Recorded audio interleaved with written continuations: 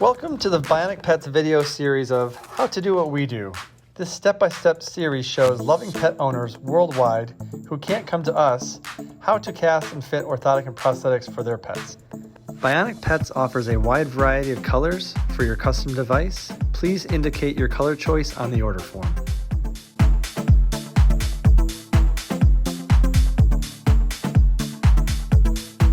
The materials included in your casting kit are as follows: an order form, casting instructions, fiberglass casting tape, a cut strip, a pair of gloves, a stockinette, a clever cutter, and a pair of scissors.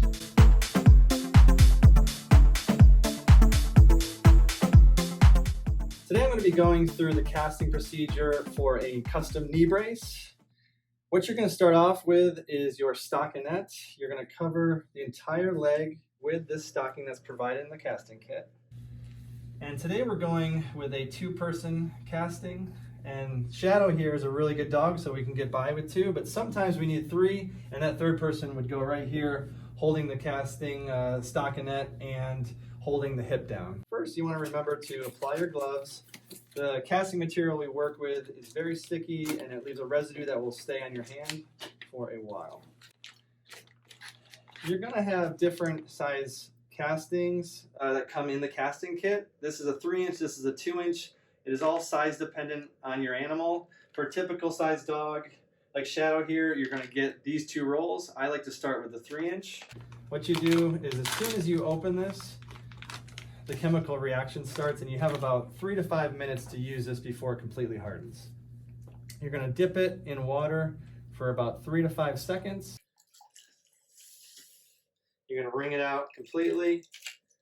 Always remember to put your cut strip on the front of the leg. I start just above the hock.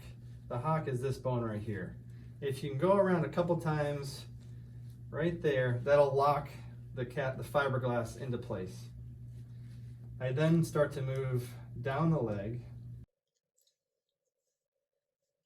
and then back up, trying to keep the cut strip down the front of the leg. Also be aware of all the fur. Shadow has a lot of fur, so every time I wrap around, I'm going to make sure I'm not getting any fur stuck in the fiberglass material. So we're just going to work our way all the way up. Checking on fur. Making sure you completely cross the knee joint, which is right here. You want to get all the way up into the groin. The higher you cast, the better. We get a lot of molds here that are just to the knee, but we're trying to cross the knee and stabilize the knee, so we want the entire leg encapsulated in the fiberglass impression.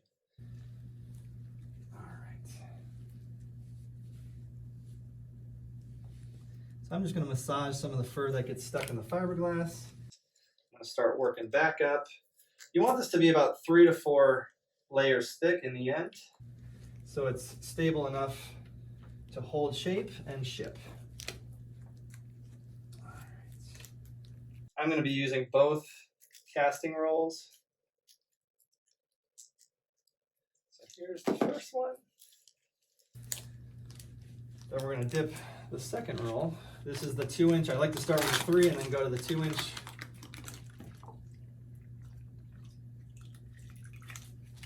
And this, I'll just finish off the mold. And with this one, I'm just gonna ensure that everything's nice and snug and move my way as high up into the groin as possible.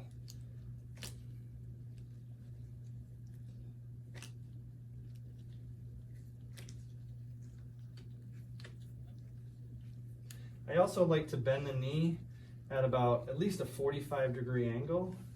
This helps us determine where the knee center or the knee axis is, so when we build our custom knee brace, we can put the knee joint at the correct position.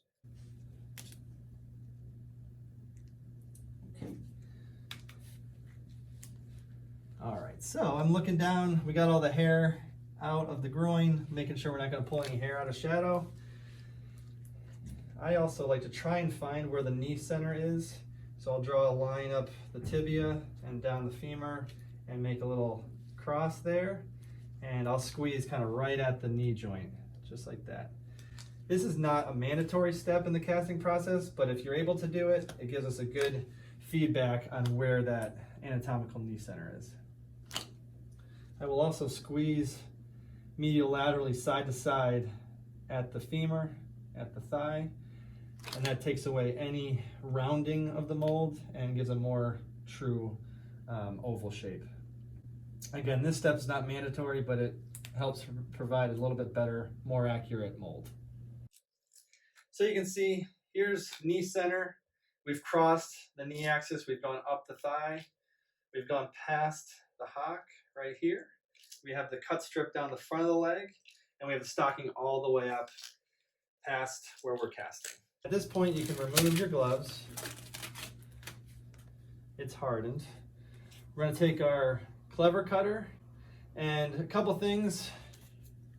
We either use this cut strip or a surgical tubing. Does not matter which one we use. It does the same thing. It creates a void, a little space in there to insert the clever cutter. So what I do is I start at the top, and you're going to just go right down the cut strip. There's a little groove you can go down. A lot of times you don't get all the way through the first time. So you're going to start to pull this down, and then you can remove any further material to cut. And just like that, you remove the cut strip, you pull the entire cast off like this, and there is your mold. And before you ship it, a good thing to do is write the name of your pet on the mold and which leg was casted. And that's the best way to do a cast for a knee brace, custom knee brace.